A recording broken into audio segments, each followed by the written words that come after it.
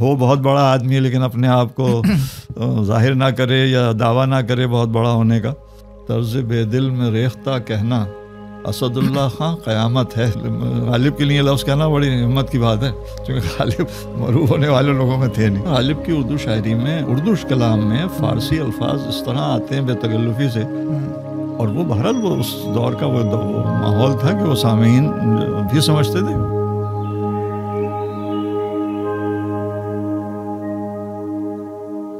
بسم اللہ الرحمن الرحیم.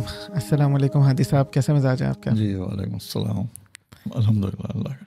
ہادی صاحب ہلکا اردو کرتے ہوئے کچھ وقت ہو چکا ہے، اور لوگوں کے ہمارے پاس کامنٹس بھی آ رہے تھے، اور ان سے ہمیں ویسے بھی مختلف چیزیں بھیج رہے تھے اور شیئر کر رہے تھے کہ ان کے کچھ سوالات بھی ہوتے ہیں اور کچھ آراء بھی ہوتی ہیں، اور ظاہر سی بات ہے پروگرام آہستہ آہستہ یہ ایوالو بھی ہو رہا ہے، امپروو بھی ہو رہا ہے، بہتر بھی ہو رہا ہے.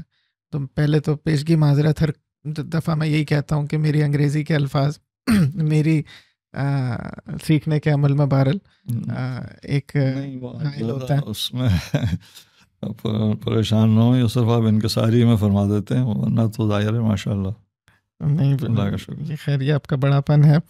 تو ایک سوال بہت مختلف لوگوں نے کیا، اور وہ سوال کچھ اس طرح سے تھا کہ فارسی جب اس خطے کی ایک مرکزی زبان کی حیثیت رکھتی تھی تو پھر ایسا کیا ہوا کہ وہ آہستہ آہستہ ہم بہت ہی دور ہو گئے ایک دم، اور ایک پہلے فارسی سے دور ہوئے، پھر عربی سے دور ہوئے، اور پھر اب اردو سے بھی دور ہو گئے.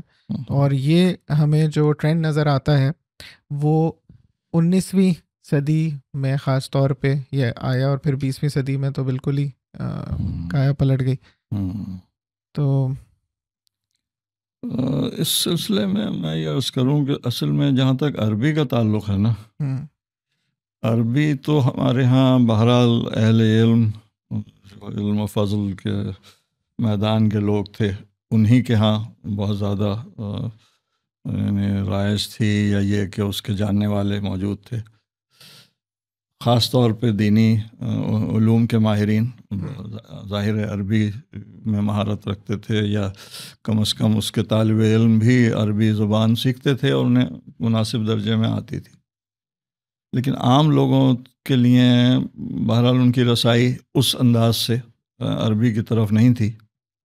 یہ اور بات ہے کہ جیسے شاید پہلے ہم گفتگو کر چکے ہیں کہ عربی کے الفاظ اردو میں بہت ہیں، تو اس حد تک تو عربی سے شناسائی لوگوں کی تھی کہ جس کو اردو اچھی آتی ہے اسے عربی کے بے شمار الفاظ سے تعارف ہے. لیکن عربی زبان پڑھنے پڑھانے کا معاملہ جو تھا وہ خاص حلقے میں محدود تھا، یعنی خصوصاً دینی علوم کے ماہرین اور طالب علم، اور کسی درجے میں جو کسی بھی شعبے میں یعنی اعلیٰ معیاری علم و ادب میں کوئی مہارت پیدا کرتے یا کوئی بہت زیادہ ذوق رکھتے تھے وہ سیکھتے تھے اور انہیں آتی تھی. فارسی کا معاملہ یہ تھا کہ تقریباً نہیں کہنا چاہیے بلکہ تعلیم یافتہ ہونے کا معیار ہی یہ تھا کہ کسی کو فارسی بھی آتی ہے. جیسے آج کل انگریزی کا حوالہ ہے کہ آپ پاکستان جیسے ملکوں میں آپ تعلیم یافتہ اس کو سمجھتے ہیں جسے کسی درجے میں انگریزی آتی ہے. انگریزی نہ آتی ہو تو لوگ باوجود اس کے کہ کسی اپنے شعبے میں وہ بڑا ماہر ہو، لیکن عوام میں تاثر یہی ہے کہ وہ تعلیم یافتہ نہیں ہے. یہ بدقسمتی ہے، یہ الگ موضوع ہے کہ انگریزی کو جو حیثیت ملی ہے اس سے ہمیں صدمہ ہے. لیکن بہرحال فارسی کی حیثیت صدیوں تک رہی ہے ہندوستان میں، کیونکہ مسلمانوں کا یہ 1000 سال کا یا 800-900 سال کا جو دور ہے، اس میں سلاطین کے دور میں سرکاری زبان فارسی رہی، کیونکہ لوگ وہیں سے آتے تھے ماوراء النہر، ترکستان اور افغانستان اور ازبکستان اس علاقوں یا پھر ایران سے. پھر افغانستان کی زبان بھی فارسی تھی، وہ آذربائیجان، سمرقند، بخارا، یہاں ان علاقوں کی جو عوامی زبان تھی وہ فارسی تھی بیسیکلی. صحیح. تو وہاں سے جو لوگ آتے تھے وہ چونکہ فارسی ان کی اپنی زبان تھی، تو وہ یہاں سرکاری نظام فارسی میں چلتا تھا. تو علم و فضل کا بھی معاملہ یہی تھا کہ جو دربار میں رسائی کے لیے، رسوخ کے لیے فارسی اچھی آتی ہوگی، اپنے علمیت کے اظہار کے لیے یا علمیت کو منوانے کے لیے فارسی اچھی آتی ہوگی۔ اور اس میں یہ رہا کہ غیر مسلم بھی جو مطلب یا تو سلطنت کے نظام میں مختلف عہدوں پہ ترقی کرتے تھے یا علم و فضل میں کوئی درجہ حاصل کرتے تھے، تو انہیں فارسی آتی تھی اور بہت اچھی آتی تھی۔ یعنی ہماری تاریخ میں، یعنی آخری دور میں بھی جو غیر مسلم اسکالرس ہیں انہیں فارسی بہت اچھی آتی۔ تو مغلوں کے دور تک فارسی کا سلسلہ تھا۔ پھر مغلوں کا جو زوال شروع ہوا تو سرکاری سطح پر جہاں جہاں مغلوں کی عملداری تھی وہاں بہرحال وہ نظام چل رہا تھا، لیکن آہستہ آہستہ وہ ایسٹ انڈیا کمپنی کی عملداری بڑھ رہی تھی اور مغلوں کی محدود ہو رہی تھی، اور ایک وقت وہ آیا کہ لال قلعے تک محدود ہو گئی۔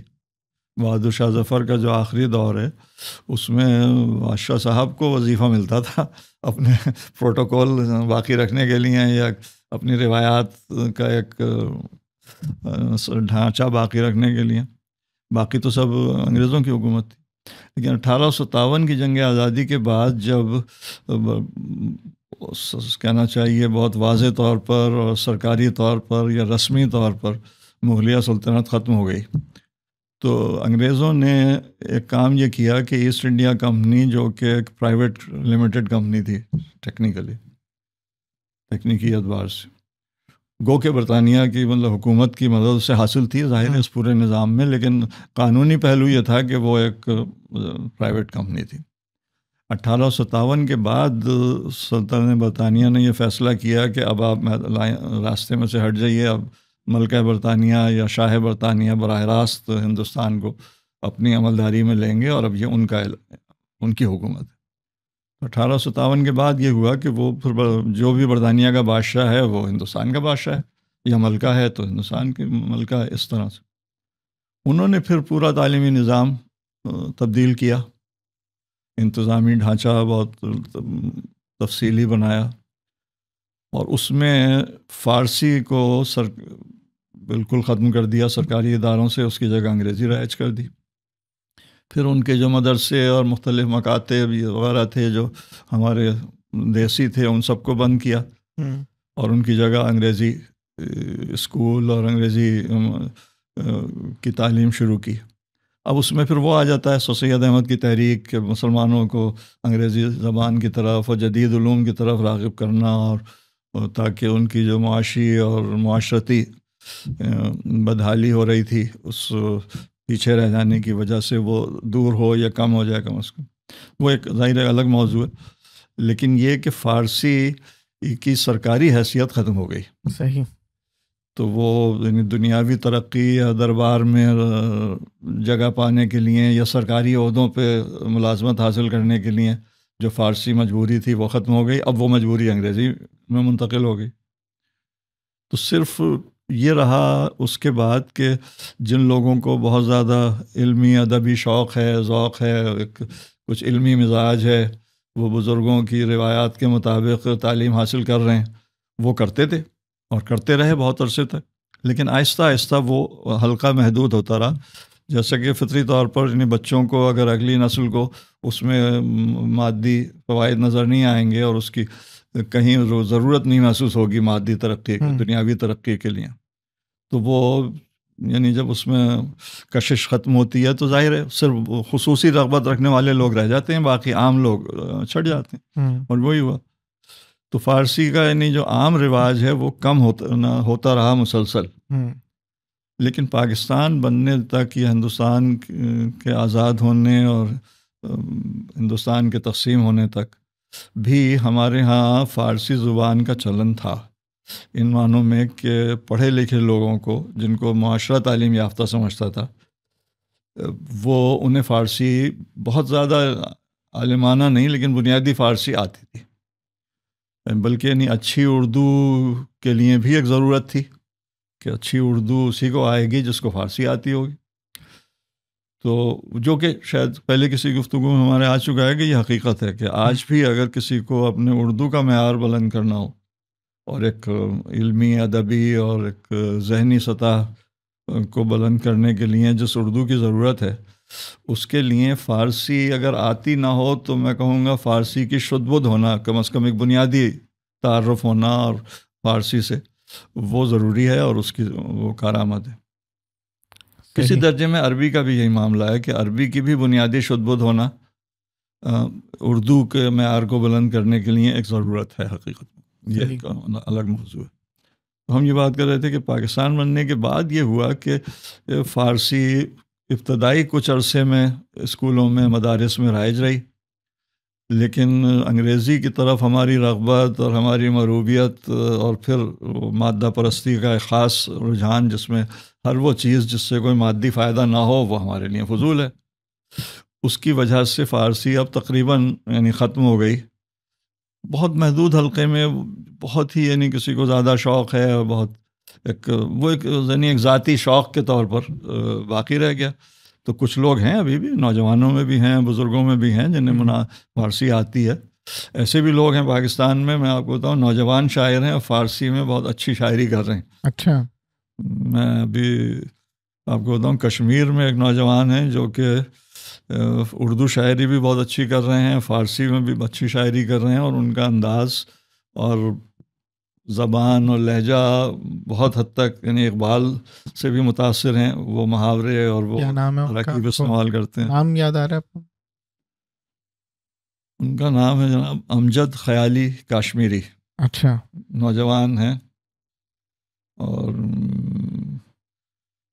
میرے بیٹے سے چھوٹے ہیں ماشاء اللہ۔ صحیح۔ اور اچھا، یہ کیونکہ فارسی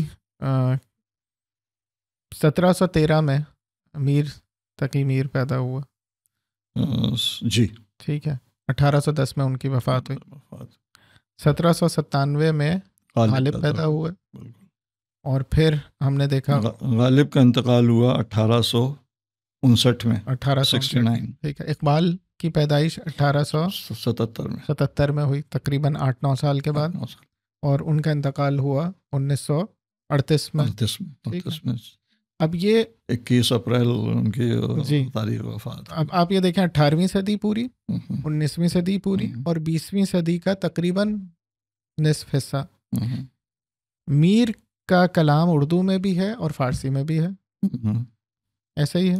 ایسا ہی ہے، ٹھیک ہے۔ لیکن ہمارے ہاں میر کا اردو ہی کلام مشہور ہے۔ اچھا، غالب کا کلام اردو میں ہے اور اس سے زیادہ فارسی میں ہے، جبکہ لیکن غالب کا بھی یہی ہوا کہ غالب کی جو آج شہرت ہے یا غالب کا عام تاثر ہے پڑھے لکھے لوگوں میں، وہ خصوصاً اردو شاعری کی وجہ سے ہے۔ بالکل، گو کہ خود غالب کے نزدیک ان کا فارسی کلام زیادہ وقیع اور زیادہ قابل توجہ تھا، بلکہ شاید میں آپ سے وہ شعر بھی اگر سنا دوں آپ کو، غالب کا کہا تھا اس حوالے سے۔ غالب کہتے ہیں کہ فارسی بیں تاب بینی نقش ہائے رنگ رنگ، واہ، فارسی بیں تاب بینی نقش ہائے رنگ رنگ، بگذر از مجموعہ اردو کے بے رنگ منست۔ بے رنگ منست، کہ اس میں تو وہ میرا رنگ، جو میری شاعری کا رنگ دیکھنا ہو تو فارسی کلام دیکھیں میرا، ہوتا کہ نقش ہائے رنگ رنگ، اس میں آپ کو میرے خوبصورتی اور میرے کمالات نظر آئیں گے، یہ تو میرا بس ایسے ہی ہے۔ لیکن غالب صاحب کو شاید ظاہر ہے مستقبل کا یہ اندازہ نہیں ہوگا کہ آج غالب کے انتقال کے کوئی 150 سال کے بعد غالب کا جو نام ہے اور غالب کی جو وقت ہے دنیا میں بھی اور اردو بولنے والوں میں، اردو جاننے والوں میں کہنا چاہیے، وہ اس کا زیادہ وجہ غالب کا اردو دیوان ہے۔ حالانکہ وہ فارسی میں ظاہر ہے وہ ہے بہت اچھا، لیکن وہ اس فارسی کے سمجھنے والے اس علاقے میں نہیں، بہت کم رہ گئے۔ تو بلکہ غالب کا تو یہ ہے کہ ان کا اردو کلام سمجھنے کے لیے بھی اچھا خاصی یعنی محنت کی اور کچھ ریاضت کی ضرورت ہے، لیکن بہرحال فارسی اور اردو کا یہ۔ اچھا، میر کے بارے میں غالب نے کہا کہ ہم اگلے زمانے میں کوئی میر بھی ہیں، اگلے زمانے میں کوئی میر بھی، اور غالب کے بارے میں اقبال نے کہا کہ اقبال کے غالب کے حوالے سے جو انہوں نے، اچھا میر جو ذکر میر آٹو بایوگرافی جو میر نے اپنی بچپن سے جوانی تک کے واقعات کو جو قلم بند کیا اور پھر اس کے مختلف تراجم اردو میں بھی آئے، وہ بھی فارسی میں تھی. وہ فارسی میں تھی. غالب کا کلام جیسے آپ نے ارشاد فرمایا کہ اردو میں ہے، اور غالب کہہ رہے ہیں کہ اردو سے اچھا میرا فارسی میں ہے، وہ میں اس پہ ناز کرتا ہوں. اور اقبال کا بھی جی کلام کا بڑا حصہ فارسی میں بھی ہے اور اردو میں بھی. اچھا، دلی نے جلنا شروع کر دیا تھا میر کے دور سے. دلی جو ایک شہر تھا، میر نے کہہ دیا تھا کہ جل رہا ہے. ٹھیک ہے، غالب نے بھی کہا کہ جل رہا ہے. 1857 کی جنگ آزادی ہو چکی ہے، لیکن فارسی پہ پھر بھی زور ہے. مطلب کہیں نہ کہیں فارسی موجود ہے، علمی ادبی کام فارسی میں ہوتا، فارسی تھی بالکل. ٹھیک ہے، لیکن پاکستان بننے کے بعد فارسی کا علمی کام ہمارے خطے میں کیا بہت کم ہوا میرے خیال میں. بس زیادہ جو اب تو ہم اسی کو علمی سمجھ رہے ہیں جو ہمیں فارسی ہمارے سرمایہ سے جوڑے رکھے، اس کا ترجمہ کر کے تشریح کر کے سمجھا دے. یعنی اب وہ لوگ جو فارسی کے اصل ماہرین ہیں ہمارے ہاں، وہ ان کا ہمارے نزدیک جو ہمارے پاس جو ان کی افادیت ہے وہ یہ ہے کہ وہ ہمیں مشاہیر کے اور ہمارے اساتذہ کے اور ان بڑے شعراء کے کلام کو وہ سمجھا دیں، شرح کر کے بتا دیں، متعارف رکھیں، ہمیں حافظ سے روشناس کرا. فارسی کے حوالے سے، سوری آپ کی میں بات کاٹ رہا ہوں، لیکن فارسی کے حوالے سے عموماً عام بات چیت کے اندر لوگ اگر کوئی مشکل بات ہوتی تھی تو کہتے تھے کہ فارسی کیوں بول رہے ہو بھائی، آسان زبان میں بات کرو. مطلب اس طرح سے استعمال ہوتا. یہ بھی ہوا، بالکل ہوا، یہ اور کافی کامن تھا. ہاں بالکل ٹھیک. تو اچھا، میں نے تو اپنی اسکول لائف میں نہیں دیکھا، لیکن میں نے یہ ضرور سنا ہے کہ فارسی ہمارے کریکلم کا حصہ ہوتی تھی، نصاب کا حصہ ہوتی تھی اسکولوں کے اندر. اردو ہماری قومی زبان بن گئی. فارسی اس سے پہلے کئی 100 سال پہلے اس علاقے میں قومی زبان کا درجہ رکھتی تھی، سرکاری زبان نظام کی زبان تھی. اور پھر فارسی جو ہے وہ نصاب کے اندر آپشنل اسٹڈی کے طور پہ آ گئی. اسی طرح عربی بھی شامل تھی، اور بھی زبانیں، غالباً بنگلہ بھی تھی اس وقت تھی، لیکن یہاں مغربی پاکستان میں نہیں تھی، بالکل مشرقی پاکستان میں تھی. لیکن پھر چھوٹے علاقوں میں جیسے صوبائی سطح پہ سندھی ہے، بلوچی ہے، پنجابی ہے، یہ زبانیں اپنی جگہ ایگزسٹ کرتی تھیں. تو فارسی کو یک لخت یہ تو نظر آ ہی گیا تھا کہ سرکار کی زبان انگریزی ہو گئی ہے، لیکن پھر بھی بڑے لوگوں نے اس پر کچھ کام کیا. تو اور ہم نے ان کے کام کو سمجھا بھی نہیں. فارسی کا جو وہ کام پہلے سے یہ 150-200 سال کے عرصے میں ہوا، جو 3 بڑے نام ہیں، انڈسپیوٹڈ نام ہیں، جن پہ کسی کا کوئی اعتراض نہیں ہے، ٹھیک ہے، ان کے کام کو سمجھنے کی کوشش بھی نہیں کی ہم نے. مطلب اس سطح پہ بھی ہم نہیں کی. ہاں، یعنی عام عوامی سطح پہ کہہ لیں یا پڑھے لکھے عام لوگوں کی سطح پر بالکل یہ بات ہے. ظاہر ہے کچھ لوگ خصوصی دلچسپی والے ہر دور میں ہر شعبے کے موجود رہتے ہیں، وہ رہے، وہ اب کچھ تھوڑے بہت اب بھی ہیں، لیکن اب سے کوئی 50 سال پہلے کافی بڑی تعداد میں تھے کہ جو اساتذہ، پروفیسرز اور ادب کے حوالے سے اور مختلف مشرقی یا کہنا چاہیے روایتی علوم کے حوالے سے جو لوگ ماہرین تھے انہیں فارسی اچھی آتی تھی، بالکل یقیناً. لیکن یہ کہ جو اچھا اسکولوں وغیرہ میں یہ ہوا کہ انہوں نے پاکستان بننے کے بعد تو اس کو لازمی مضمون سے نہیں رکھا بلکہ اختیاری مضمون کے طور پہ رکھا، جس کا مقصد یہ تھا کہ اسکولوں کی انتظامیہ کو یہ اختیار ہے کہ وہ کون سے مضامین پڑھائیں، اور اگر کچھ نظام میں مطالبہ تھا بھی تو بھی اس میں ایسے راستے رکھے گئے کہ وہ اس کے متبادل، جیسے شاید کسی وقت ہم نے ذکر کیا ہو کہ میں آپ کو بتاؤں 1960 کی دہائی میں جب ہم اسکول میں تھے، نظام یہ تھا کہ آپ یعنی فارسی عربی زبانیں تھیں اختیاری مضمون کے طور پر، لیکن کچھ ایسا اس کی یعنی کہنا چاہیے گروپ اس طرح بنائے گئے تھے نصاب میں کہ آپ یا تو عربی لے لیں یا ڈرائنگ پڑھ لیں، یا فارسی پڑھ لیں یا ووڈ ورک کر لیں. اس میں مثال کے طور پہ میں اپنے حوالے سے 8ویں کلاس میں میں نے اسی ایک منٹ میں پہلے ذرا یہ ہضم نہیں ہو رہی بات تھوڑی سی. 1960 کی دہائی میں آپ کہہ رہے ہیں کہ اسکولوں کے اندر یہ نظام بچوں کے پاس ہوتا تھا، بچوں کے پاس ہوتا تھا، لیکن بچوں کے پاس جب ہوتا جب اسکول وہ تمام مضامین پیش کرتا اور ٹیچر ہوتے اس کے، ٹیچر ہوتے، اور پھر بچے کو اختیار دیا جاتا کہ بھائی یہ کے درمیانے درجے کے اسکولوں میں انہیں جس میں آسانی محسوس ہوتی تھی، وہ سرکاری جو پابندی تھی وہ یہ تھی کہ ایک گروپ ہے جس میں، اب وہ مجھے اگر صحیح یاد نہ رہا ہو کہ گروپ کون سا تھا، لیکن اصولی طور پہ یہی تھا کہ یعنی آپ عربی پڑھ لیں یا ڈرائنگ پڑھ لیں، اچھا آپ فارسی پڑھ لیں یا ووڈ ورک پڑھ لیں یا بک بائنڈنگ پڑھ لیں. بک بائنڈنگ پڑھ لیں؟ جی ہاں، بک بائنڈنگ کا ایک کورس ہوتا تھا جو بدقسمتی سے آپ نے کون سے، میں نے 8ویں کلاس میں بک بائنڈنگ کا ایک کورس پڑھا ہے جو 100 نمبر کا امتحان ہوتا تھا، اس کا عملی امتحان بھی ہوتا تھا. کون سے سال کی بات ہے یہ حادی صاحب؟ یہ بات ہے جناب 1966-67 کے درمیان. ٹھیک ہے، آپ نے ایک سال کا 8ویں کلاس میں 100 نمبر کا کورس پڑھا. 150 نمبر کا تھا، 50 نمبر کا ایک عملی امتحان پریکٹیکل بھی تھا کسی جس میں آپ کوئی چیز بنا کے دکھائیں گے، اس میں مطلب کوئی پھٹی ہوئی کتاب ہوگی یا کچھ اس سے ملتی جلتی جس کو آپ بائنڈ کریں گے. جی ہاں، ٹھیک ہے، اور یہ ہوتا تھا پریکٹیکل. ٹھیک ہے، یعنی وہ ہم نے فارسی کی قیمت پر بک بائنڈنگ پڑھی ہے ایک طرح سے. فارسی نہیں پڑھے، بک بائنڈنگ مطلب اگر اسکول کے پاس ٹیچر ہوتے اور وہ دونوں پیش کرتے بچوں کے سامنے تو پھر ٹھیک ہے. کوئی بچہ چھٹی میں کیا، میں شاید فارسی لے لیتا اپنے شوق میں. جی چھٹی میں کیا آپشن؟ چھٹی میں فارسی ہم نے پڑھی تھی. اچھا، بہت بنیادی، بالکل جو ابتدائی ہوتی ہے نا، قاعدہ جیسے ہوتا ہے، وہ امداد است اور شجر بزرگ است، اس قسم کے جملے ہوتے تھے، بالکل ابتدائی. این شجر کوتا است، کچھ ایسے. ابھی تو وہ جو مجھے جملے یاد ہیں اس کے. اچھا، ان کا مطلب کیا ہے؟ چھوٹے چھوٹے یہ عربی تو ہم نے وہ دیکھی ہے نا، انا طلحہ، اخی، یہ شجر درخت کو کہتے ہیں، تو آ شجر کوتا است یا آ شجر بزرگ است، تو وہ بڑا درخت ہے، چھوٹا درخت ہے. این مداد است، پینسل کو کہتے ہیں مداد.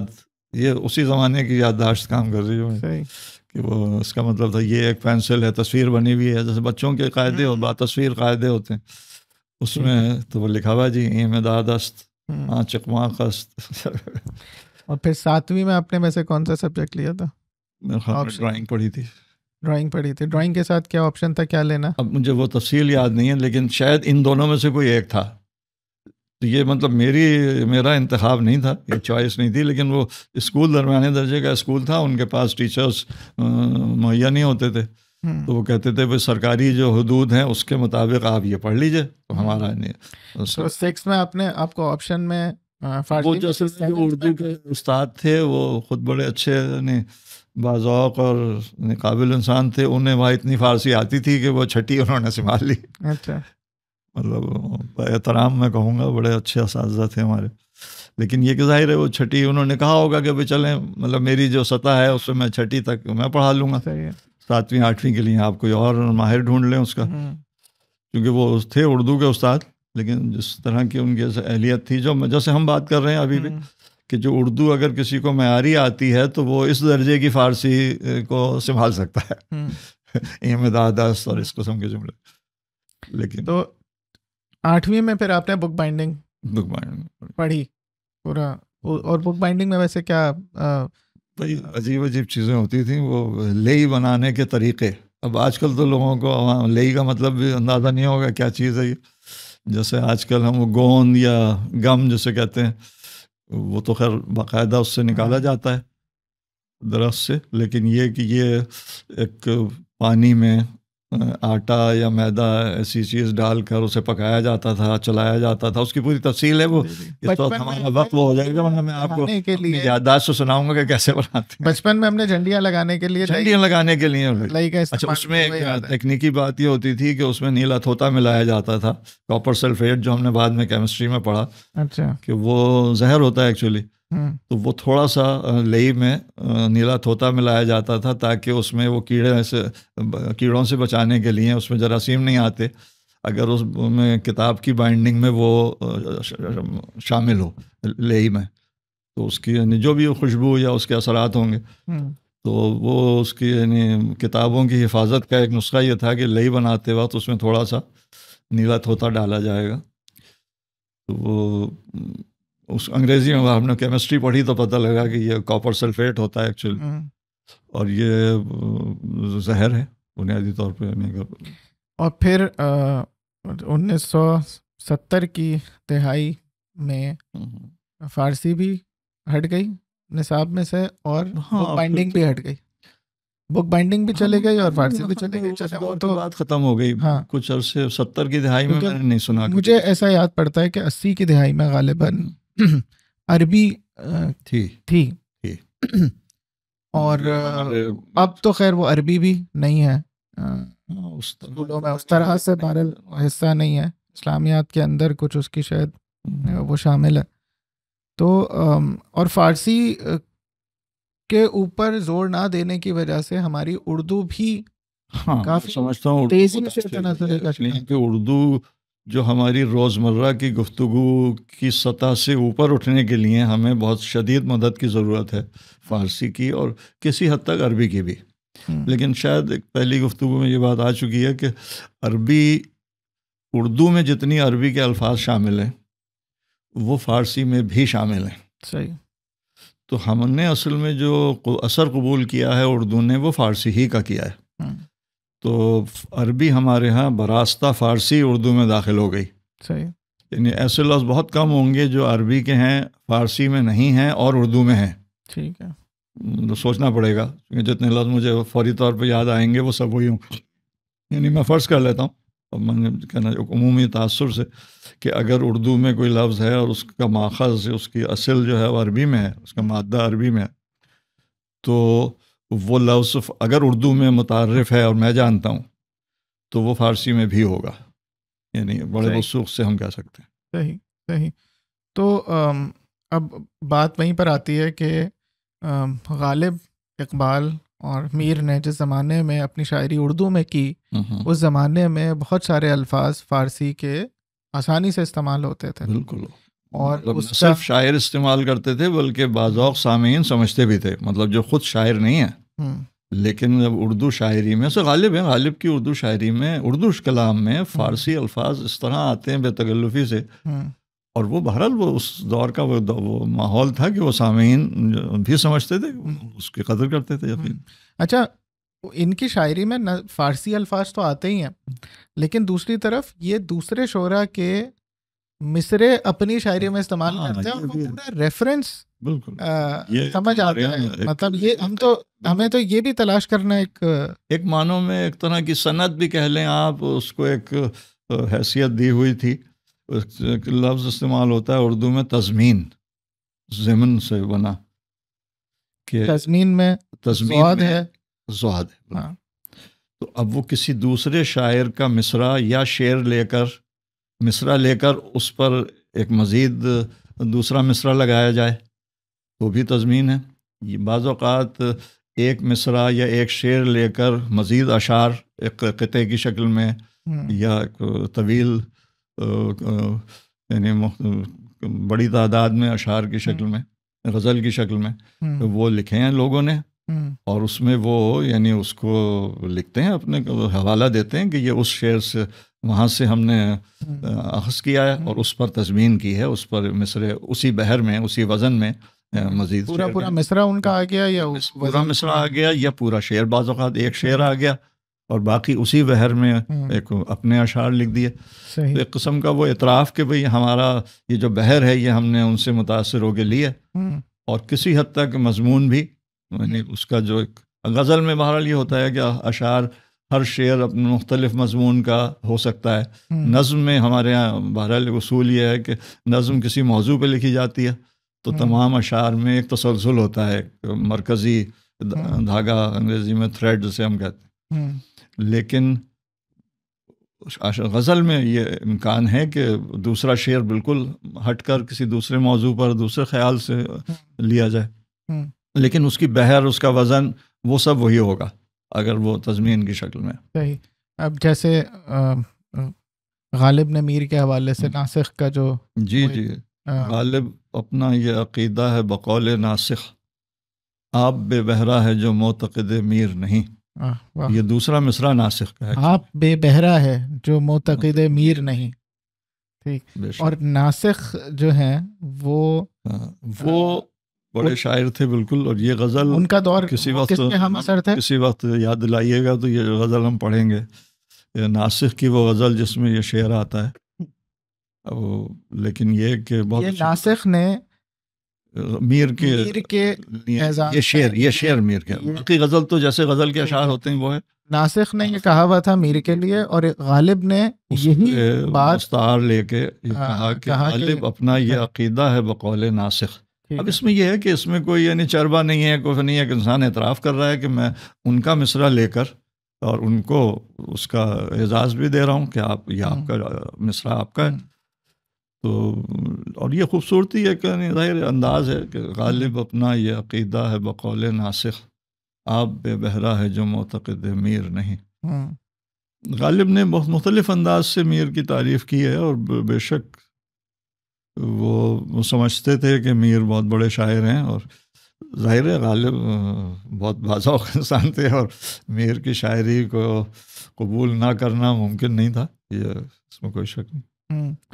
میر اصل میں بہت بڑے شاعر ہیں حقیقت میں, اور مطلب ہماری تو کوئی حیثیت نہیں ہے کہ ہم کوئی انہیں سند دے سکیں, لیکن اردو کے جو ماہرین ہیں, اساتذہ ہیں, اور جو تنقید کے اور ادب کے علماء ہیں, ان کی تقریباً تمام کی یہ رائے ہے کہ اردو زبان کے سب سے بڑے شاعر میر تقی میر ہیں. اور ہمارے ایک نقاد نے کچھ یہ لفظ بھی استعمال کیا تھا جو بہت مشہور ہو گیا کہ خدائے سخن, اردو شاعری اپنا خدا رکھتی ہے اور وہ ہے میر تقی میر.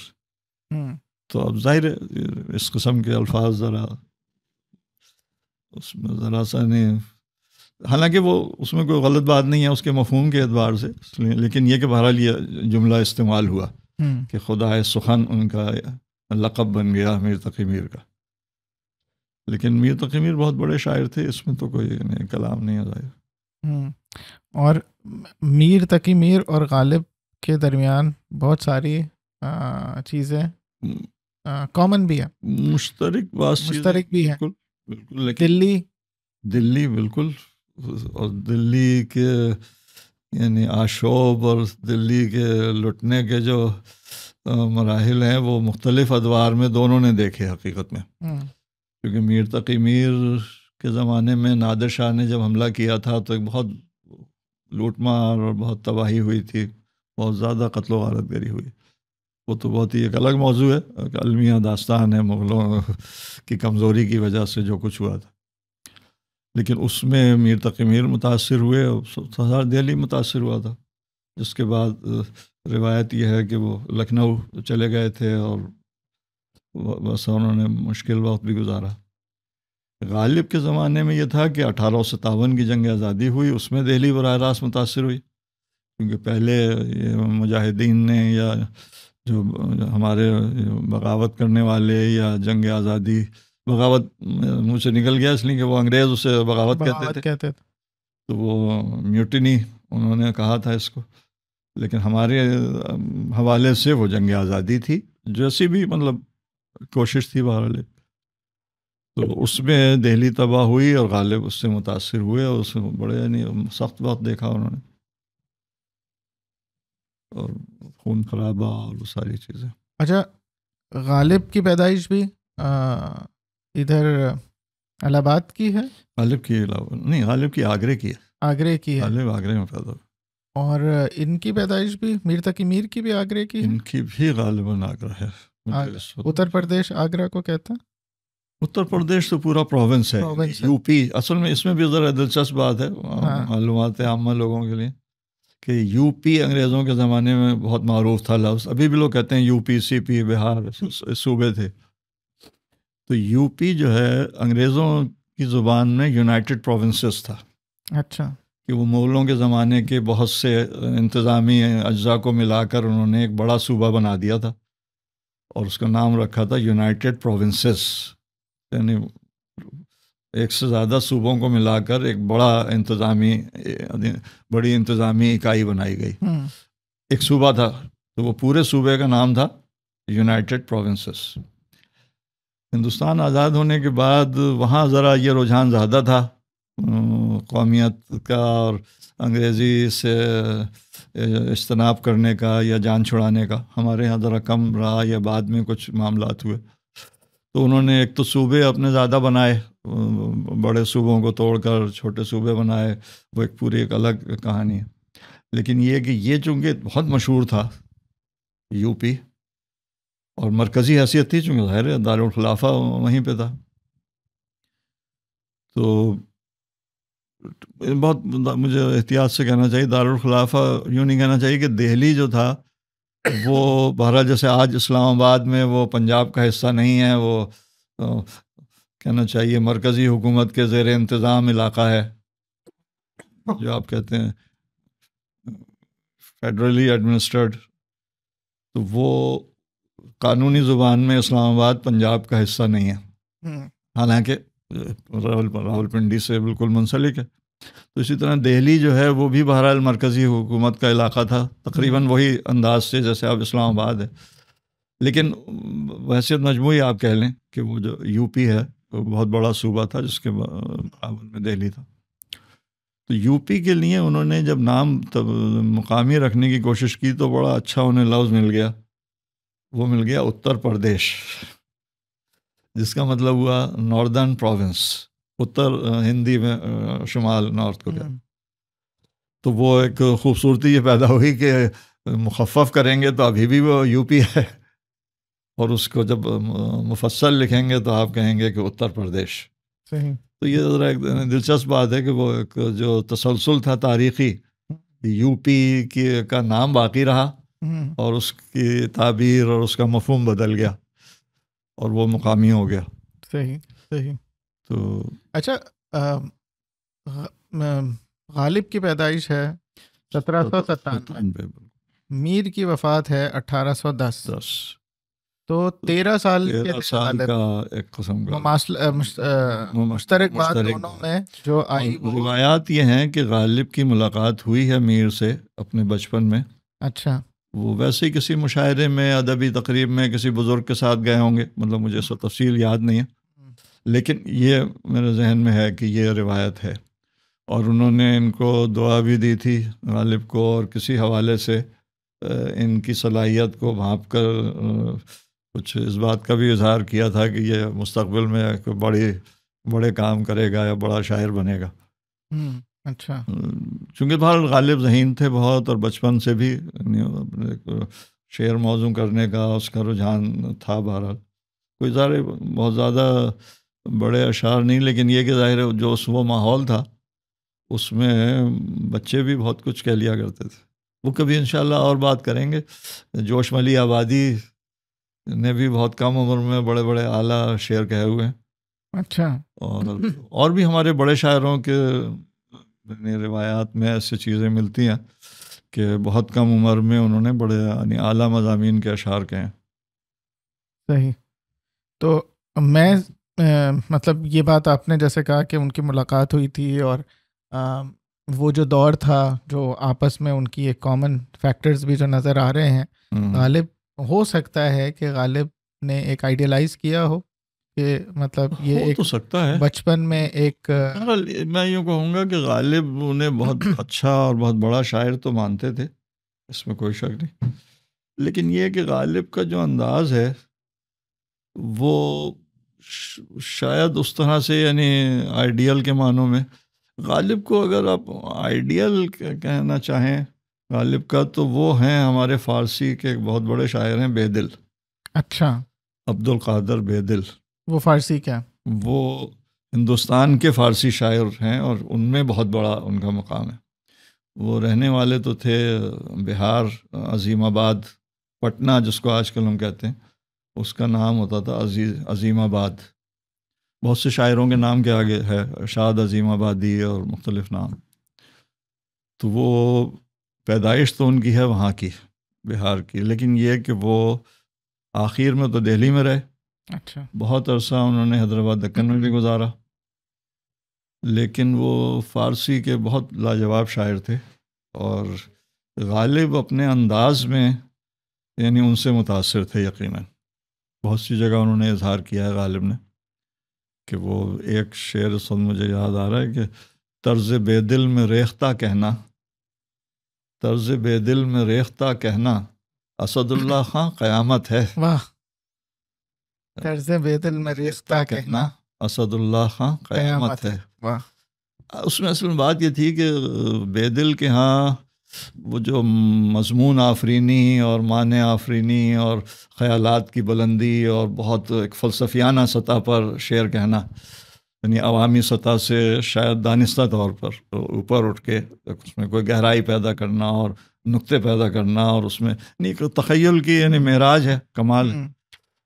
تو وہ غالب نے کسی درجے میں وہ اختیار کیا جس کی وجہ سے شروع میں ان کی مقبولیت کم تھی ان کی زندگی میں. اس لیے کہ لوگوں کو سمجھنے میں مشکل ہوتی تھی. وہ ایک اس کے لیے یعنی عام ذہنی سطح سے ذرا زیادہ بہتر ذہنی پس منظر اور تعلیم اور ایک تخیل اور فہم چاہیے. تو لیکن بعد میں غالب نے اس کو محسوس کر کے کچھ آسان زبان بھی اختیار کی. لیکن یہ کہ بہرحال وہ مروب اگر تھے، غالب کے لیے لفظ کہنا بڑی ہمت کی بات ہے چونکہ غالب مروب ہونے والے لوگوں میں تھے نہیں. لیکن میں سمجھتا ہوں کہ میرا تو خیر بہت ہی معمولی مطالعہ ہے بے دل کا، اور جب وہ بھی نہیں تھا بالکل ابتدا میں اس بات کا قائل ہو گیا تھا کہ بے دل بہت بڑے شاعر ہیں بغیر انہیں پڑھے ہوئے یا چند معمولی 2-4 شعر پڑھ. اس کی وجہ یہ نہیں تھی کہ ہم سمجھ گئے تھے کہ بے دل بڑے شاعر ہیں، بلکہ یہ پڑھ لیا تھا کہ غالب ان کو بہت مانتے تھے. تو یہ بات ہماری سمجھ میں آ گئی کہ غالب مزاجاً کوئی بہت منکسر مزاج اور تکلف میں مروت میں کسی کو عزت دینے والوں میں نہیں تھے. وہ بہرحال ان کا ایک اپنا مزاج تھا، اور اپنے بارے میں جو ان کا تاثر تھا وہ ہوتا ہے عام طور پہ اتنے ذہین اور اتنے اعلیٰ دماغ لوگوں میں ذرا مشکل ہوتا ہے بہت زیادہ انکساری اختیار کرنا. تو غالب صاحب جو تھے وہ بہرحال اپنے آپ کو سمجھتے تھے، اور وہ تھے ہم یہ سمجھتے ہیں کہ وہ جو اپنے آپ کو سمجھ رہے تھے وہ ٹھیک سمجھ رہے تھے. لیکن اخلاقی اعتبار سے ہم جانتے ہیں کہ بھئی اچھا یہ لگتا ہے کہ ہو بہت بڑا آدمی لیکن اپنے آپ کو ظاہر نہ کرے یا دعویٰ نہ کرے بہت بڑا ہونے کا، اور انکساری ہونا اخلاقی خوبی ہے. لیکن یہ کہ غالب جو تھے وہ بہت زیادہ اس تکلف کے قائل نہیں تھے اپنے، حتیٰ کہ ان کے زمانے میں جو ان کی ذوق سے رنجش کہہ لیجیے یا ایک ٹکراؤ ہوتا تھا وہ اسی لیے تھا کہ ذوق اس دور میں ان کے ہم عصر تھے. غالب کے نزدیک غالب ان سے بہت اچھے شاعر تھے، کوئی مقابلہ اپنا وہ سمجھتے تھے کہ ان کا کیا مقابلہ ہے. لیکن جو روایتی شاعری ہے، اور بہرحال وہ بھی زبان کے اعتبار سے بہت قادر الکلام شاعر تھے ذوق. تو ایک وقت وہ تھا کہ بہادر شاہ ظفر جو خود شاعری کرتے تھے یا ذوق رکھتے تھے، انہوں نے ذوق کو اپنا استاد بنایا ہوا تھا. وہ جو بات ہو گئی نا کہ اصل میں سیاسی طور پر تو وہ حکومت وغیرہ سب ختم ہو گئی تھی. مغلیہ خاندان کی جو لال قلعے کے اندر کچھ رسومات اور پروٹوکول اور ایک وہ چل رہا تھا ایک ڈھانچہ کہ روایتی مغلیہ خاندان کی حکومت ہے، ہم کی حکومت تھی نہیں، وہ قلعے کے باہر انگریزوں کی حکومت تھی. تو وہاں وہ سارے جو تکلفات پرانے عروج کے زمانے کے تھے وہ چل رہے تھے. تو پرانی روایت یہ تھی کہ اور بادشاہ کے دربار میں بہت سے شاعر موجود ہیں، چونکہ بادشاہ باذوق ہے، شعر یا تو خود شاعر ہے اور شاعر نہیں بھی ہے تو شعر سمجھتا ہے، ذوق رکھتا ہے، فہم رکھتا ہے، اور اس کی قدر شاعروں کی قدردانی کرتا ہے. تو ان شعراء میں ایک صاحب کو نمایاں یا سب سے اچھا شاعر مانا جاتا تھا، انہیں وہ کہتے تھے ملک الشعراء. انگریزی میں غالباً وہ کہتے ہیں پوئٹ لاریٹ. تو وہ یعنی ملک الشعراء، یعنی دوسرے معنوں میں پورا نظام یہ تسلیم کرتا ہے کہ اس دور کے سب سے بڑے شاعر یہ ہیں. تو وہ اعزاز دیا ہوا تھا بہادر شاہ ظفر نے شیخ ابراہیم ذوق کو، اور انہیں اپنا استاد بھی بنایا ہوا تھا شاعری میں، جن سے وہ اصلاح لیتے تھے اپنی غزل لکھ کے، کلام لکھ کے. تو غالب کا دور تھا، لیکن معاشرے میں جو سمجھا جا رہا تھا کہ بھائی سب سے بڑے شاعر تو ذوق ہیں. تو یہ کبھی انشاءاللہ موقع ملے گا تو ان کے جو واقعات ہیں آپس کے وہ بڑے دلچسپ ہیں، وہ میں سناؤں گا آپ. لیکن یہ کہ غالب ان کو اپنے مقابلے میں کچھ نہیں سمجھتے تھے، اور وہ سمجھتے تھے کہ یہ الفاظ کے ہیر پھیر اور جو ہے اس کو شاعری نہیں کہتے. شاعری غالب نے اپنے خطوط میں یہ باتیں لکھی ہیں. اچھا، بے دل کس کے ہم اثر تھے؟ بھائی بے دل جو ہیں وہ سن بنے گا میر کے ہی کہنا چاہیے، یا میر سے بھی کچھ پہلے. اچھا، مجھے ابھی سن اس وقت یاد نہیں آ رہا ہے، لیکن غالب سے پہلے ہی. غالب سے پہلے. اور انہوں نے اردو میں نہیں کی شاعری، انہوں نے فارسی میں بہت کم کی. اچھا، بعض اشعار ہیں ان کے میں نے پڑھے بھی ہیں، اس وقت مجھے یاد نہیں ہے. لیکن یہ کہ اور وہ بھی بہت اعلیٰ شاعری ہے، لیکن وہ بہت مختصر ہے. یعنی ان کی جو شناخت ہے وہ اردو شاعر کے طور پہ نہیں ہے، ان کی شناخت ہے فارسی شاعر. صحیح. اچھا، مغل بادشاہوں کے بارے میں جب پڑھتے ہیں تو ہم کافی ساری چیزیں دیکھتے ہیں کہ بھائی شاعر ضرور ہوتا تھا دربار میں. وہ تو بھائی اچھا، پھر وہ ایک ان کا جو سوانح عمری لکھ رہا ہوتا تھا یا ان کی کتاب وہ بھی ہوتا تھا. مطلب یہ اس طرح کے دربار میں اصل میں یہ ہر زمانے میں بادشاہوں کے اپنے یہ شوق تو رہے ہیں کہ وہ کچھ تو باقاعدہ یعنی علمی ذوق رکھتے تھے، اور بہت عالم فاضل بھی بعض گزرے ہیں. لیکن یہ کہ اکثریت جو تھی وہ اگر خود بہت زیادہ علم نہیں رکھتے تھے تب بھی علم کے قدردان تھے. اچھا، تو قدردانی کا ایک انداز یہ بھی تھا کہ بھئی یہ شاعر اس قسم کے لوگ ہیں، یہ کوئی مزدوری یا اس قسم کی مشقت تو کر نہیں پاتے ہیں. تو اب اگر بادشاہ یا رؤساء یا نواب یہ لوگ ان کی قدردانی نہیں کریں گے تو بہت مفلسی میں زندگی گزرے گی، بہت تنگ دستی میں، اور بڑے یعنی مشکلات ہوں گی. تو ان کے لیے ایک وہ تھا کہ قدردانی کا کہ بھئی ہمارے حلقے میں ایسے لوگ بھی ہونے چاہیے. اور اکثر ذوق ہوتا تھا کم از کم سننے کی حد تک.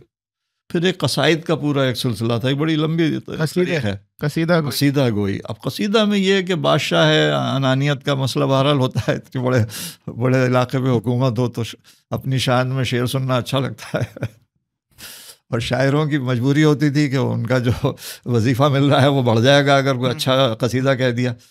ظاہر ہے بادشاہ کو کوئی بات پسند آ گئی تو اپنا ہار اتار کے دے دیا، یا اپنی کوئی اور تحفہ دے دیا، کچھ انعامات دے دیے، یا کچھ اور وظیفے میں اضافہ کر دیا.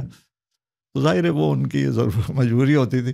لیکن اس میں بہرحال یہ ہوا بادشاہوں کے زمانے میں کہ زبان کو بہت فائدہ پہنچا، اس لیے کہ قصائد نے بھی فارسی میں بھی اور اردو میں بھی، خاص طور پہ فارسی میں تو بڑی لمبی تاریخ ہے بڑے بڑے بادشاہوں، چونکہ وہ بہت عرصے تک حکمرانوں کی زبان رہی فارسی.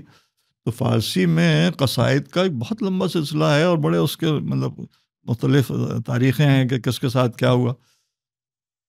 تو قصائد کی وجہ سے شاعروں کو ایک مطلب ایک جگہ مہیا ہو جاتی تھی اپنے ایک آسودہ زندگی گزارنے کی اور قدردانی کی، بغیر اس قسم کی مشقت کیے ہوئے جو مزدوروں کو کرنی پڑتی ہے یا اپنے ذاتی محنت سے پیسے کمائے جاتے ہیں. مطلب انٹلیکچوئل محنت کے بغیر یا اس وہ بالکل انٹلیکچوئل محنت ایک معنوں میں تھی، کیونکہ وہ شعر کا یا شاعری کا وہ ملکہ پیدا کرنا وہ بذات خود بڑی ریاضت کا کام تھا. یعنی بہت پڑھنا، بہت غور کرنا، زبان کی باریکیوں کو سیکھنا، محنت کرنا، اور ایک صلاحیت کی بھی بات خداداد صلاحیت اپنی جگہ ہے، لیکن اس کے اوپر بہت زیادہ محنت کی جاتی تھی تب وہ یعنی شاعر اس سطح پہ پہنچتا تھا.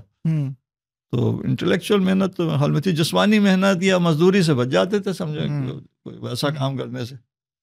صحیح.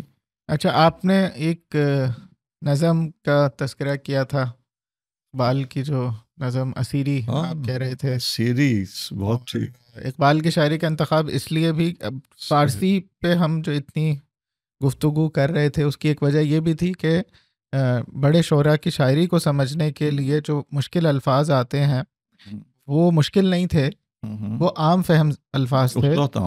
اور جب ہم ان کی شاعری کو سمجھنے کی کوشش کریں گے تو ہماری فارسی کے ساتھ بھی ایک انسیت اور وابستگی پیدا ہوگی. بالکل. خاص طور پہ اقبال وغیرہ کی شاعری کو اگر آپ پڑھیں تو تشنگی محسوس ہوگی اور دل چاہے گا کہ کاش ہم بھی اس کو زیادہ اچھی طرح سمجھ سکتے، کیونکہ بہرحال اقبال کا فارسی کلام بہت وقیع اور بہت قیمتی ہے. اور ایک دور ایسا گزرا ہے جس میں اقبال نے صرف فارسی میں کہنا شروع کیا تھا اور اردو میں کہنا بند کر دیا تھا. وہ بلکہ آپ نے پڑھا ہوگا یہ جو بانگ درا کے مقدمے میں شیخ عبدالقادر نے وہ پورا پس منظر بتایا اس کا, اور انہوں نے ان سے درخواست کی کہ آپ ہماری زبان کو کیوں محروم کر رہے ہیں. شیخ عبدالقادر صاحب کون تھے ویسے؟ یہ تھوڑا سا یہ بہت قابل انسان تھے. ان کے ایک مرتبہ میرے خیال میں یہ بھی کافی ہے کہ اقبال کے بہت قریبی دوست تھے. خود انہیں بھی سر کا ٹائٹل ملا ہوا ہے, سر عبدالقادر. وکیل بھی تھے اور عالم فاضل انسان تھے یقیناً. تو ہم تو بہرحال انہیں اسی حوالے سے جانتے ہیں, باقی ان کی بہت تفصیل شاید دیکھنی پڑے گی, لیکن کہ وہ بہت قابل انسان بھی تھے. اور بہرحال یعنی سرکاری حلقوں میں بھی اتنے باحیثیت تھے کہ انہیں سر کا ٹائٹل بھی ملا. اور اقبال کے بہت اچھے دوست تھے, بے تکلف دوست تھے سمجھے بڑے. اور وہ اس سے بھی اندازہ ہوگا بانگ درا کے مقدمے میں جس طرح کے انہوں نے گفتگو کیا. تو وہ جو نظم آپ کہہ رہے ہیں نا اسیری, وہ میں آپ سے کو بھی سناتا ہوں. مجھے وہ ابھی بات ہو رہی تھی غالب کی اس کی کہ غالب نے اپنے فارسی کلام کو زیادہ وقت دی اردو پر. اقبال نے بھی بار اردو کلام اقبال کا ظاہر ہے بہت اچھا ہے اور تقریباً آدھا ہے, مطلب اگر اس کے حجم کے لحاظ سے دیکھیں تو فارسی اور اردو میں تقریباً مساوی مقدار ہوگی. اقبال نے بھی بعض جگہ فارسی کو ترجیح دی ہے یا فارسی کی تعریف کی ہے بمقابلہ اردو.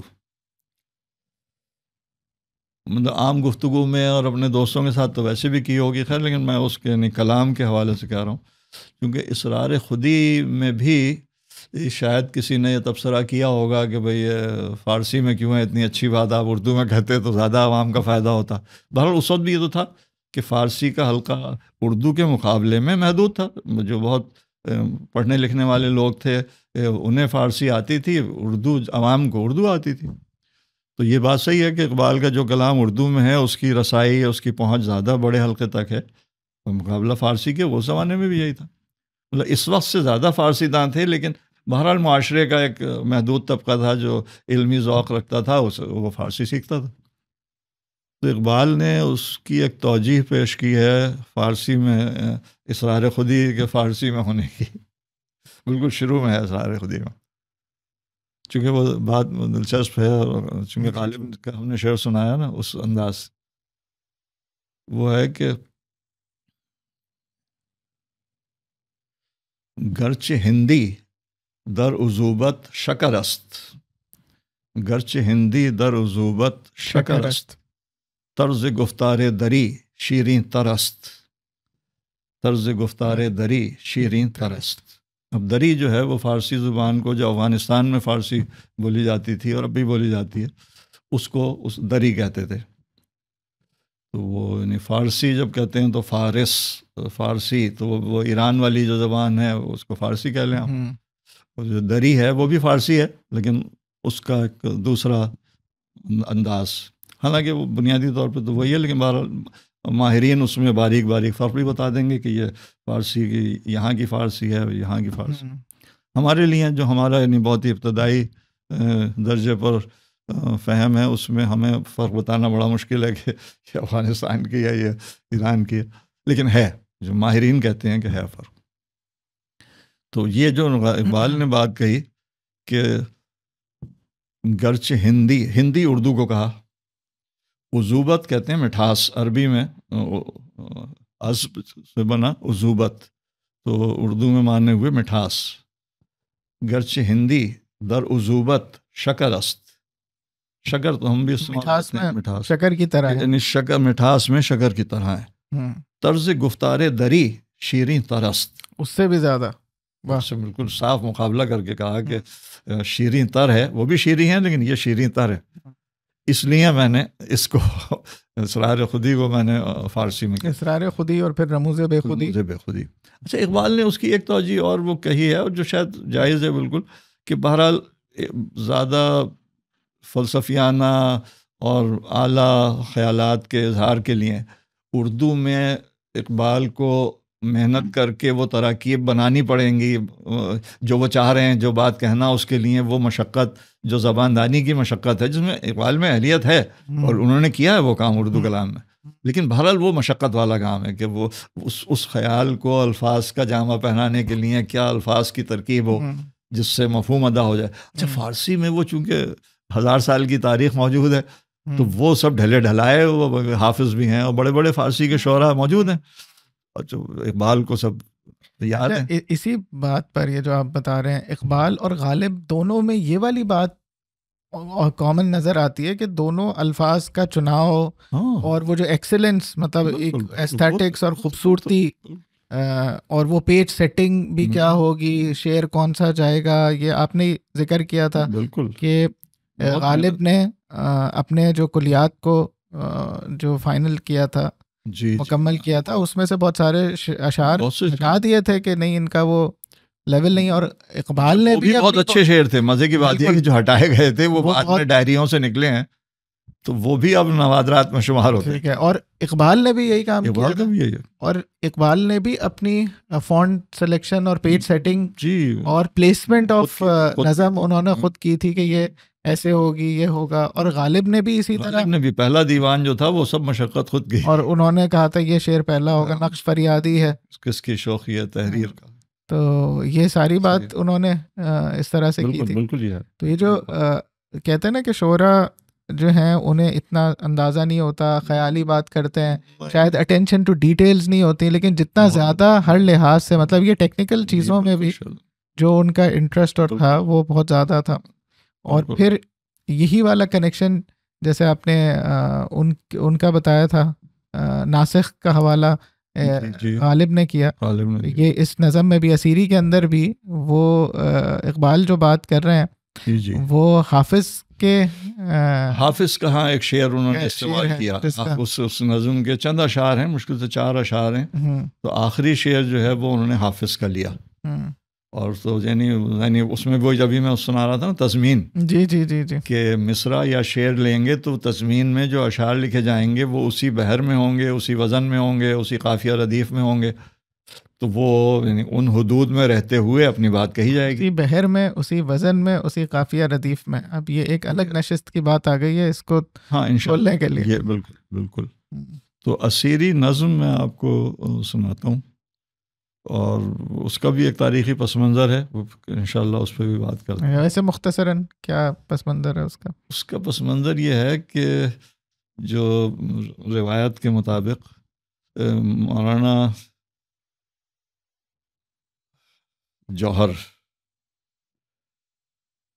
مولانا محمد علی جوہر، بہرحال آپ کو معلوم ہے بہت انقلابی شخصیت، انگریزوں کے خلاف تحریک چلانے میں بہت ہی زیادہ ان کی خدمات اور بڑی مجاہدانہ کارنامے، سزائیں بہت برداشت کی، جیلوں میں رہے بہت، وہ پھر کبھی انشاءاللہ تفصیل کریں گے جو ان کے کارنامے، لیکن یہ کہ بہت بڑی شخصیت ہے ہماری تاریخ کے، بہت بڑا نام ہے حقیقت میں۔ وہ ایک مرتبہ انقلابی مضامین لکھنے کی وجہ سے، وہ صحافی بھی تھے، اردو انگریزی دونوں میں اخبار بھی نکالتے تھے اور اس میں رسالہ بھی نکالتے تھے، اور بہت سی ایسی چیزیں چھپتی تھیں جو حکومت کو پسند نہیں آتی تھیں۔ بہرحال کامریڈ اخبار ان کا، کامریڈ بھی تھا بالکل، اور وہ جیل میں قید میں تھے، ان کی تاریخ کا پتہ لگا تھا کہ اس تاریخ کو ان کی مدت قید ختم ہو رہی ہے، جو عدالت نے سزا دی ہوگی اس کا مہلت وقت ختم ہو رہا تھا، تو آزادی کی تاریخ پتہ تھی عوام کو کہ بھئی اس تاریخ کو مولانا آزاد ہوں گے۔ تو یہاں ایک مسلم لیگ کا جلسہ کا اہتمام کیا گیا ان کے اعزاز میں، اور یہ طے ہوا کہ وہاں پر جیل سے براہ راست انہیں وہاں جلسے میں لایا جائے گا جس میں وہ خطاب کریں گے، اور عوام میں ایک جوش و خروش ہوتا ہے جیسے بڑے لوگوں کے لیے کہ اس کو ایک اعزاز کے طور پہ انہیں بجائے سیدھے گھر لے جانے کے عوام کے سامنے لائیں گے اور ایک مجاہدانہ جذبات بیدار ہوں گے۔ تو اقبال نے ایک نظم کہی تھی اور اس جلسے میں آ کے پڑھی تھی جس میں محمد علی جوہر آ کر تشریف فرما تھے۔ تو مطلب یہ بات واضح تھی، اشارے سے بھی مجھے نہیں پتہ، لیکن میں اپنی طرف سے کہہ رہا ہوں کہ اقبال نے اشارہ بھی کیا ہو سکتا ہے کہ صدر مجلس جو ہیں ان کے حوالے سے میں پڑھ رہا ہوں. لیکن وہ نظم جو ہے وہ بڑی خوبصورت ہے، اپنے طور پر بھی خوبصورت اور بامعنی. اور اگر یہ دیکھیں کہ ایک بڑی شخصیت کی اسیری اور انگریزوں کی قید جو کہ کسی اخلاقی جرم کی وجہ سے نہیں تھی، کچھ اپنے خیالات کی وجہ سے اور ایک ضمیر کی آواز پر بے باکی سے اس کا اظہار کرنے کی سزا تھی، تو ایک اعلیٰ کردار کی علامت ہے. ظاہر ہے ایک شخص اپنی مشقت برداشت کر رہا ہے، اپنی زندگی قید میں گزار رہا ہے صرف اپنے نظریات کے لیے یا اپنے ضمیر کے مطابق اظہار خیال کی وجہ سے، تو یہ ظاہر بڑے لوگوں کا کام ہے. تو اقبال نے اس اسیری کی جو خوبصورتی اور جو اس کی اخلاقی قدر ہے اس کو واضح کرنے کے لیے بڑی پیاری نظم کہی ہے کہ ہے اسیری اعتبار افزا جو ہو فطرت بلند، ہے اسیری اعتبار افزا جو ہو فطرت بلند، قطرے نیسا ہے زندان صدف سے ارجمند. اب میں اس کی کچھ وہ کر دوں گا مشکل الفاظ کی تفسیر، لیکن یہ کہ اگلے اشعار میں بھی اقبال نے ایک اصولی بات کہی کہ ہے اسیری اعتبار افزا جو ہو فطرت بلند، کہ اگر انسان کی فطرت بلند ہو، اس کا ذوق اور اس کے اخلاقی معیار بلند ہو، اس کی ذہنی سطح بلند ہو، اس کے عزائم بلند ہو، وہی بات آ جاتی ہے خود ہی کی، جس کی خود ہی بلند ہو، اس کے لیے قید اور جیل جو ہے وہ کوئی بے عزتی کی اور توہین کی بات نہیں ہے. اس کے قد میں، اس کے وقار میں اس کے مقام میں اضافہ ہوتا ہے. ایک شخص جیسے ابھی ہم بات کر رہے ہیں، اتنا عرصہ گزر گیا ہے، لیکن آج بھی جب ہم انہیں یاد کرتے ہیں تو اگر مجھے کہا جائے کہ محمد علی جوہر نے اتنے سال جیل میں گزارے ہیں، تو میرے نزدیک ان کی عزت میں اضافہ ہوتا ہے، میری محبت میں اضافہ ہوتا ہے کہ کیا لوگ تھے کہ اپنے صرف نظریات اور اپنے ایمان اور اپنے جذبے کے اظہار کے لیے جیل جانے پہ تیار تھے. ہم آج چھوٹی موٹی مشقت برداشت کرنے پہ تیار نہیں ہوتے کسی نظریے کی خاطر، کسی اصول کی خاطر. تو اقبال وہی بات کہہ رہے ہیں کہ یہ اسیری جو ہے، یہ مطلب کوئی چوری کر کے جیل میں جائے تو بے عزتی کی بات ہے، توہین کی بات ہے. اس کے بچوں کو بتانے میں مشکل ہوگی کہ میرے ابا نے 2 سال جیل کاٹی ہے. لیکن اگر ابا نے یا نانا نے یا دادا نے اپنی ضمیر کی آواز پر بے باکی سے جہاد کرنے پر جیل کاٹی ہو تو وہ فخر سے بتائے گا کہ میرے با مجاہد آزادی تھے. تو یعنی بات بالکل واضح ہے کہ ہے اسیری اعتبار افزا جو ہو فطرت بلند، جس کی فطرت بلند ہے اسیری اس کا اعتبار میں اضافہ کرتی ہے، اس کے وقار میں اضافہ کرتی ہے. بالکل سیدھی سی بات. پھر اقبال نے اب اس کے لیے مطلب طبعی دنیا سے مثالیں اور دلائل ڈھونڈے ہیں، جو شاعری کا کمال ہے کہ ایک بات کہہ دی جو اپنی جگہ صحیح ہے، میں ہمارا بغیر دلیل کے بھی مان رہے ہیں یہ بات، کہ مطلب ہماری عقل یہ بات تسلیم کرتی ہے کہ جو شخص یعنی کردار کی وجہ سے، حقگوئی کی وجہ سے اور بے باکی سے اظہار کی وجہ سے جیل میں جاتا ہے وہ بڑا آدمی ہے اخلاقی اعتبار سے. تو اس کے لیے کسی دلیل کی ضرورت نہیں ہے اصولاً، لیکن اپنے مطلب کمال کے اظہار کے لیے اقبال نے اس کے لیے جو مثالیں دی ہیں وہ بھی لاجواب. اگلا مصرع جو ہے، قطرے نیسا ہے زندان صدف سے ارجمند.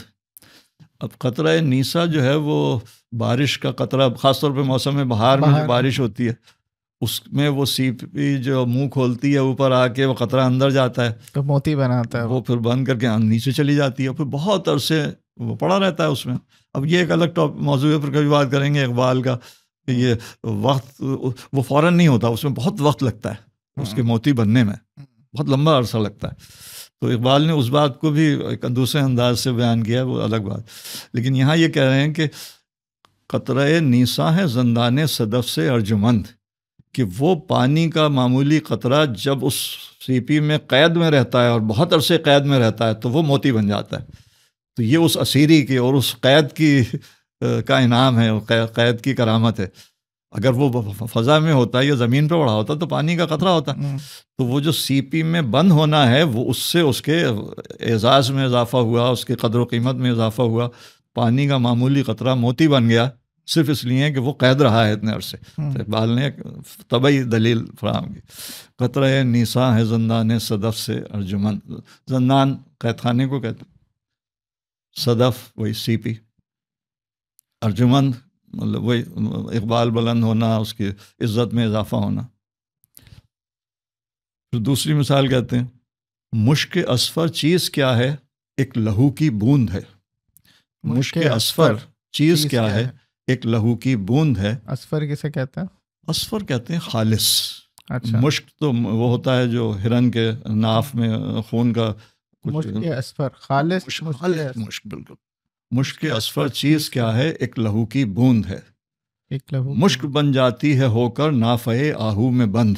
اب اقبال نے دوسری دلیل نکالی خوبصورت میں، یعنی فطرت سے دلائل ڈھونڈنا کہ وہ خون کا قطرہ جو عام خون کا قطرہ ہے، وہ جب ہرن کی ناف میں بند ہو کر بہت عرصے اسی حالت میں رہتا ہے تو اس سے مشک بنتی ہے. تو یہ مشک بننا جو ہے اس خون کے قطرے میں جو تبدیلی ہے وہ بھی قید کے اندر ہی، قید کے اندر ہی. اگر بند نہیں ہوتا تو مشک نہیں بنتی. اب یہ یعنی ایک بہرحال وہ ایک نقطہ نکالا انہوں نے کہ مشک اصفر چیز کیا ہے، ایک لہو کی بوند ہے. مشک بن جاتی ہے ہو کر نافع آہو میں بند. نافع آہو میں بند. یہ دو دلیلیں تو آ گئیں اس سیری اعتبار افزا.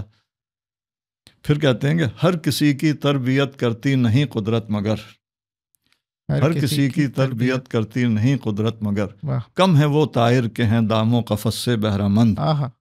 کم ہے وہ طائر کہ ہیں دام و قفس سے بہرہ مند. دام و قفس سے بہرہ مند، کیا بات ہے، کمال ہے واقعی کہ وہ اس پنجرے میں بند ہونے سے ہر پرندے کی عزت افزائی نہیں ہوتی، وہ بھی خاص یعنی اعلیٰ معیار کے ہوتے ہیں جن کے لیے یہ عزت ہے. ہر کسی کی تربیت کرتی ہے، یہ نہیں کہ عام آدمی جیب میں چلا گیا ہوگا جی میں بھی بہت عظیم ہو گیا. ہر کسی کی تربیت کرتی نہیں قدرت مگر، کم ہے وہ طائر کہ ہیں دام و قفس سے بہرہ مند. اس کے بعد آخری دلیل وہ حافظ کا شعر سے. دلیل جو ہے وہ سی پی والی ہے کہ وہ بارش کا قطرہ اور سی پی. دوسری مشک کی ہو گئی. دوسری دلیل مشک کی ہو گئی، فطرت سے لے کر آ رہے ہیں اسیری پورا کانٹیکس. اور تیسری دلیل جو حافظ نے شعر میں کہی تھی، یہ تو خیر وہ مثال آ گئی کہ وہ کوئی پرندہ، ہر پرندے کی قسمت میں یہ اعزاز نہیں ہوتا کہ وہ قید میں رہے اور اس سے اس کی عزت میں اضافہ ہو جائے. یہ چار شعر پر، چار اشعار پر پڑھیں، چوتھا ایسے چار اشعار ہیں نظم کے. ٹھیک جی. جو شعر ہے ان کا حافظ کا وہ ہے کہ شہ پر زاغ و زغن دربند قید و صید نیست. یہ فارسی کا شعر ہے. یہ فارسی کا میں گزارش کرتا ہوں.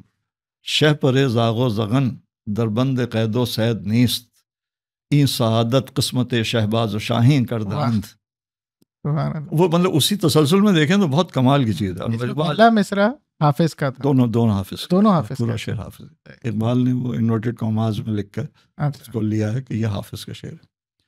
اس زمانے میں تو انہیں بتانے کی بھی ضرورت نہیں تھی، وہ جو سن رہے تھے انہیں بھی پتہ تھا کہ ہاں یہ حافظ کا کوٹ کر دیا انہوں نے.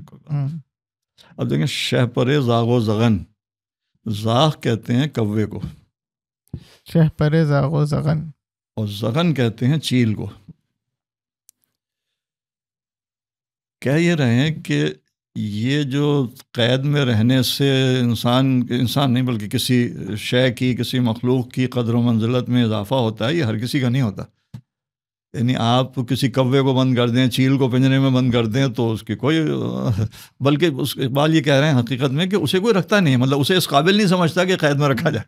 شہ پر یعنی کسی کے گھر میں پرندوں، کسی کے گھر میں پنجرے میں آپ کو کووا بند نظر نہیں آتا، چیل بھی بند نظر نہیں آتی، وہ بھی پرندے ہیں، آپ کیوں نہیں بند کر لیتے؟